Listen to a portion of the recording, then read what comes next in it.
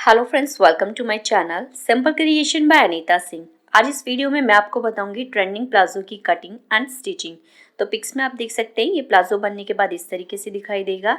ये मैंने यहाँ पर बनाया है 2 मीटर फैब्रिक में। फैब्रिक को हमें फोल्ड करके रख लेना है इस तरीके से। नीचे फोल्ड वाला साइड है जिसे हम कट कर लेंगे बाद में। यहाँ पर जो हमारे फैब्रिक की लंबाई है और चौड़ाई है वो 41 इंच है।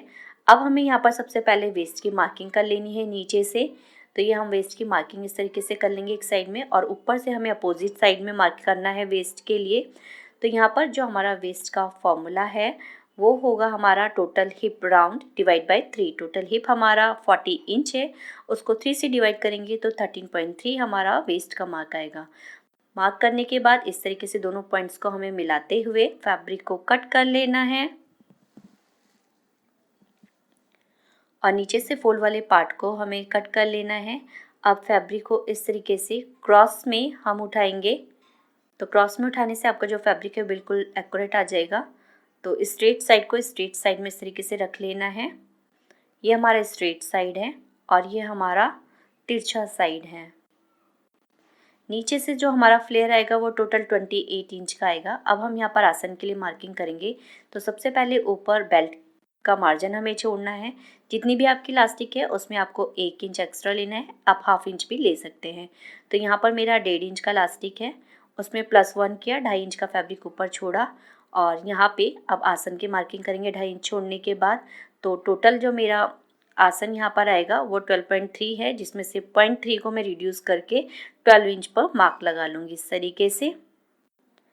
और यहाँ से हम क्रॉच विड्थ का मार्क लगाएंगे 2.5 पर। अब ये जो 2.5 इंच का मार्क हमने ऊपर लगाया था सेम ही हम दूसरी साइड में लगाते हुए एक स्ट्रेट लाइन ड्रॉ कर लेंगे, और ऊपर कॉर्नर पॉइंट से हमें नीचे क्रॉच तक इस तरीके से मिला लेना है तिरछे में, और ये आसन के लिए राउंड मार्क कर लेना है। तो यहाँ पर मैंने ये तिरछा ऊपर इसलिए लगाया है ताकि फैब्रिक कम ना पड़े, इसलिए हमने इसे तिरछे में लगाया है।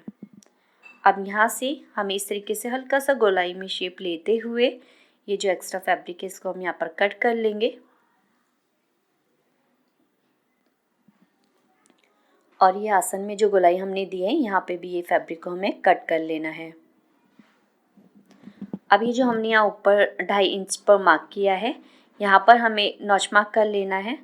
तो अगर आप नॉच मार्क नहीं भी करते हैं तो कोई प्रॉब्लम नहीं है, और नॉच मार्क करते हैं तो आपको मेज़र करने की ज़रूरत नहीं पड़ेगी, आप इजीली इसको फोल्ड कर पाएंगे। तो ये इस तरीके से हमने मार्क कर लिया। अब ये जो हमारा ऊपर 2.5 इंच का फैब्रिक छोड़ा है हमने, वहाँ से इस तरीके से इंची टेप को रखते हुए लेंथ का मार्क कर लेंगे। तो लेंथ यहाँ पर 36 इंच है, उसमें हम 0.75 एक्स्ट्रा ले लेंगे फोल्डिंग के लिए। आप 1 इंच भी रख सकते हैं फोल्डिंग का मार्जिन। तो गाइज़ यहाँ पर मैं आपको एक इम्पॉर्टेंट टिप्स दूंगी प्लाजो के रिगार्डिंग, तो आप वीडियो को लास्ट तक ज़रूर देखें। अब यहाँ नीचे से हमें इस तरीके से जो हमने पॉइंट लगाया ऊपर स्ट्रेट का, वहाँ तक हमें फैब्रिक को इस तरीके से कट कर लेना है गोलाई में।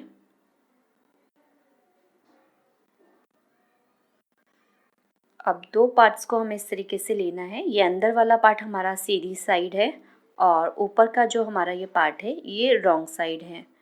तो अब रॉन्ग साइड पे हमें इस तरीके से 2 पार्ट्स को उठाते हुए राउंड में स्टिच लगा लेनी है आसन पर, और नीचे वाले पार्ट पर भी हम इसे स्टिच कर लेंगे। तो आसन पर आप जब भी स्टिच लगाएं तो डबल स्टिच आपको लगानी है, उससे हमारी जो आसन है वो मजबूत रहता है। तो इस तरीके से हम यहाँ पर ये डबल स्टिच को कंप्लीट कर लेंगे आसन की। तो स्टिच करने के बाद हमें इस तरीके से खोल लेना है पार्ट को। तो एक पार्ट के ऊपर हमें दूसरे पार्ट को इस तरीके से रख लेना है, और अंदर की साइड हमारा दोनों सीधी साइड है, और ऊपर वाली जो साइड है वो हमारी रॉन्ग साइड है, उल्टी साइड है। तो दोनों पार्ट्स को हमें इस तरीके से मिला लेना है साइड में, और मिलाते हुए हम यहाँ पर स्टिच को ऊपर से नीचे तक पूरा सिलाई कर लेंगे।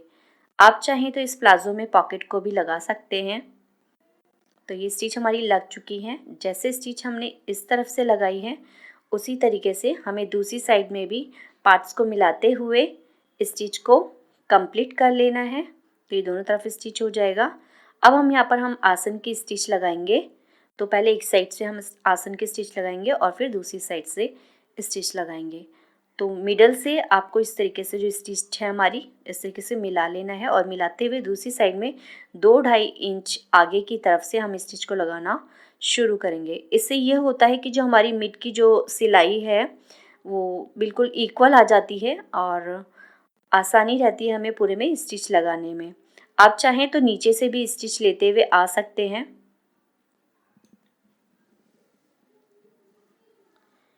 तो ये एक साइड की हमारी सिलाई लग चुकी है। अब दूसरी साइड में हमें स्टिच लगानी है।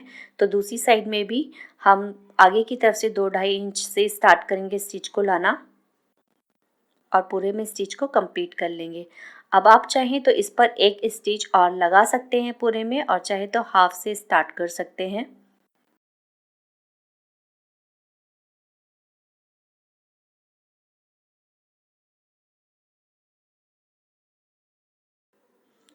तो ये स्टिच हमारी आसन की कंप्लीट हो चुकी है।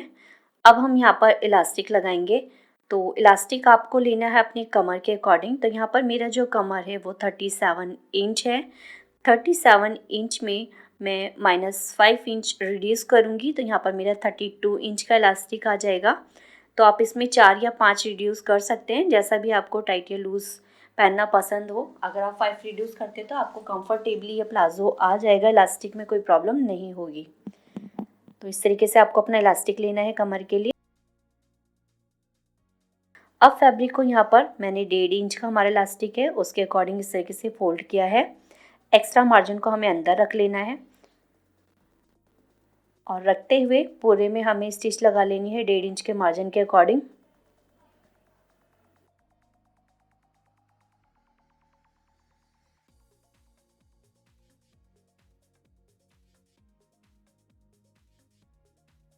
और अब यहाँ पर हमें गैप देते हुए स्टिच को आगे की तरफ लेके आना है, क्योंकि यहाँ से हम इलास्टिक को अंदर की तरफ इंसर्ट करेंगे।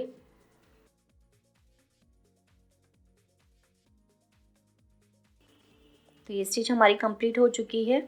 अब हमें अपना इलास्टिक लेना है और इलास्टिक में ये जो हमारा गैप है इसमें हम इस तरीके से पिन अप करते हुए इलास्टिक के अंदर इसमें इंसर्ट करेंगे।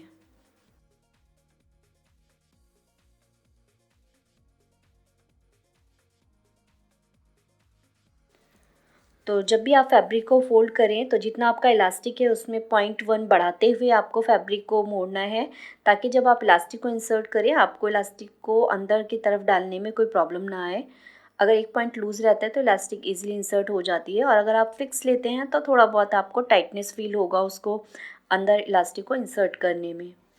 तो इस तरीके से मैंने ये यहाँ पर इलास्टिक इंसर्ट कर लिया है।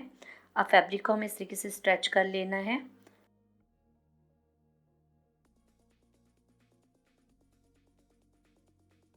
और अब दोनों पॉइंट्स को हमें इस तरीके से मिलाते हुए इसको पूरे में स्टिच कर लेना है।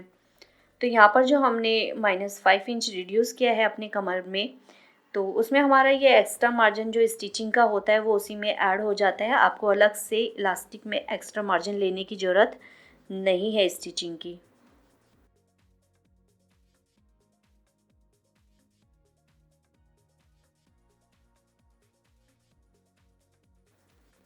तो ये इलास्टिक हमारा यहाँ पर जॉइंट हो चुका है। अब इसको हम यहाँ पर स्ट्रेच करते हुए अंदर की तरफ कर लेंगे और ये जो हमारा एक्स्ट्रा पार्ट हमने छोड़ा था उसे हमें स्टिच कर लेना है।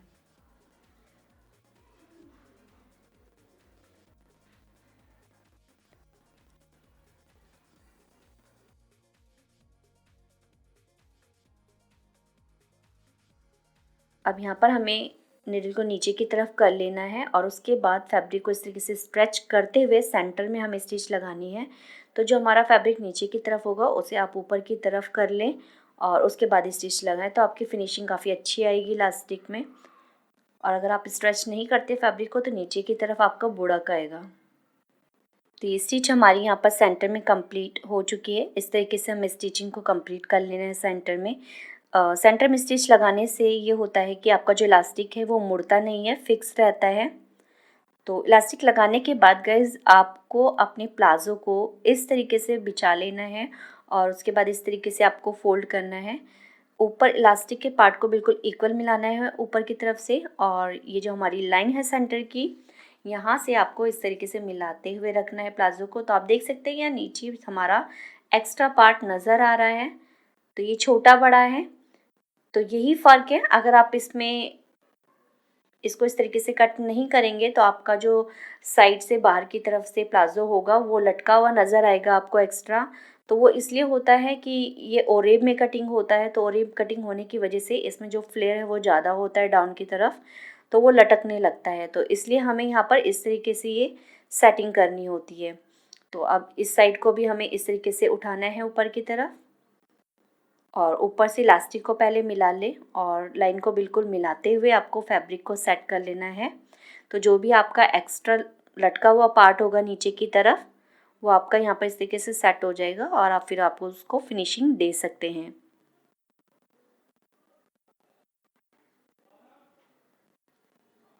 तो ये दिख रहा है आपको, यहाँ पर इतना पार्ट हमारा ये एक्स्ट्रा है जो कि पहनने के बाद बहुत बुरा लगता है। तो इस तरीके से आपको अपने प्लाज़ो की फिनिशिंग देनी होती है, और ये वाले प्लाज़ो की, जो कि बहुत ही इम्पॉर्टेंट पार्ट है हमारा वीडियो का। तो ये हमारा कटिंग हो चुका है। अब कटिंग करने के बाद हम इसको यहाँ पर इस तरीके से फोल्ड करेंगे। तो पहले एक साइड फोल्ड करेंगे, फिर उसको अगेन फोल्ड कर लेना है।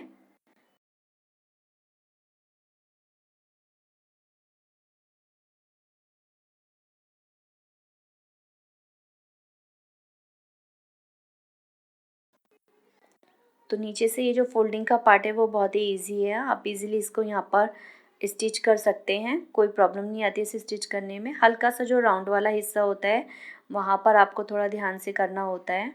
तो ये हमारा फोल्ड कंप्लीट हो चुका है। इस तरीके से हमारा ये प्लाज़ो फोल्ड होगा नीचे की तरफ से। तो ये प्लाज़ो हमारा बनने के बाद इस तरीके से नज़र आएगा। अगर आपको वीडियो अच्छी लगी हो तो वीडियो को लाइक और मेरे चैनल को सब्सक्राइब करना बिल्कुल भी ना भूलें, और वीडियो को ज़्यादा से ज़्यादा शेयर करें। अभी के लिए थैंक्स फॉर वॉचिंग, मिलते हैं नेक्स्ट वीडियो में।